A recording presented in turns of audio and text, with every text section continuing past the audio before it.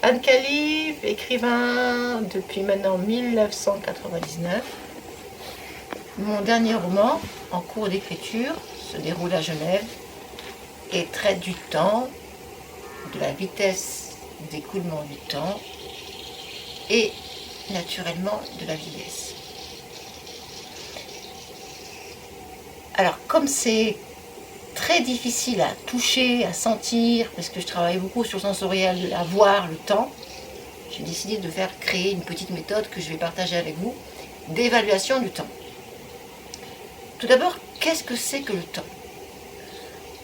On va recourir à la fameuse étymologie. Le temps vient du latin, tempus, qui veut dire, bizarrement, c'est étrange, couper.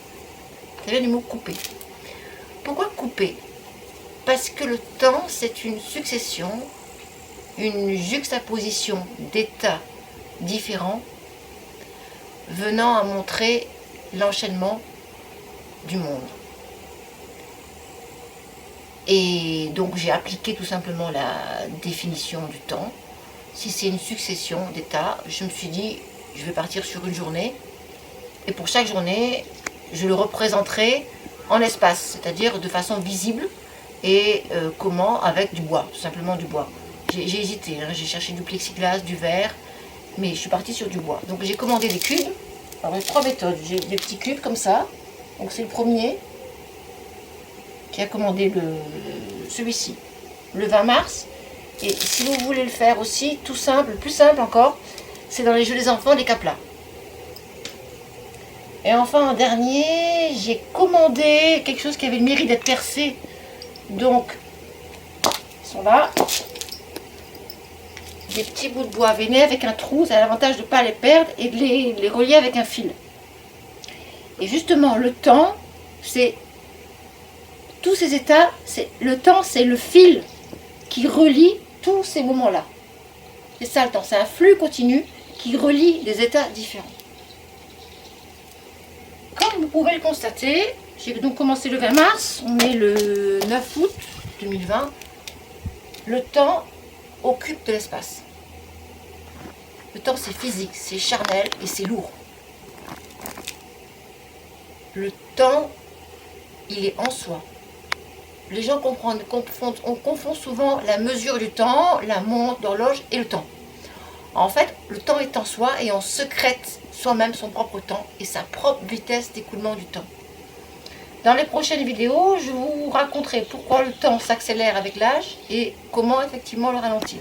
Ce sera une prochaine vidéo. Donc, j'ai mesuré ce temps et tous les soirs vers souvent 10h, 11h avant de me coucher, j'essayais de sélectionner quelques éléments relatifs à ma journée de façon simple afin de pouvoir en raviver le souvenir. Et parfois j'ai oublié de le noter. Ça m'est arrivé, le temps passe tellement vite en vieillissant que j'ai oublié de le noter. Et comme le principe que le temps est irréversible, par exemple là, j'ai pas noté. Ouais, c'était 30 juillet. 30 juillet 2020. J'avais oublié de le noter. Donc je l'ai rayé. Comme vous pouvez le constater, ça fait du bruit. Du temps. Du temps visible.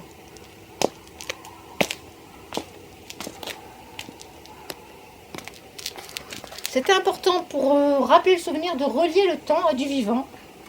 Et par exemple, le 17 avril, oui, c'était le 17 avril, non, le 16 avril 2020. 16 avril 2020, alors tout bête, j'ai planté un tournesol. Plusieurs tournesols que vous voyez ici. Et maintenant, ils sont grands. Donc, les tournesols, ils ont 3 mois. J'ai 54 ans. Et les tournesols, ils ont 3 mois. Et regardez, ils sourient de tous ces pétales jaunes. Et voilà une excellente manière d'évaluer le temps. À bientôt pour une prochaine vidéo.